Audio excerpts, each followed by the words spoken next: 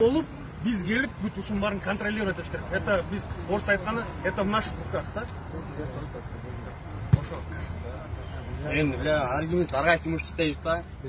Ал жумуштарда өзбек, кыргыз болуп иштейт турабы? Бардык улуттар бар.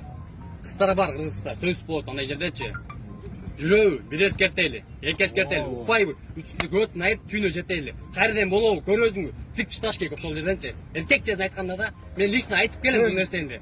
Бул нерсени айтып келем мадамалечи. Второй раз макул деп неме Биз экинчи эскертүү берели, үчүнчү укпайбы. Assalamu alaikum кыргыз жигиттер. Кечеки чогулган боюнча туура эмес маалымат келиптир.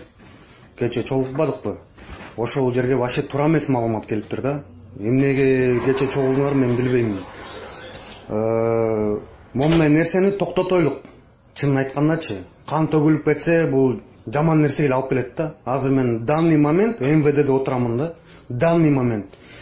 И ушу данный момент МВДде отуруп менден спрос болуп атат конкретный. Ошону токтотойлук жигиттер.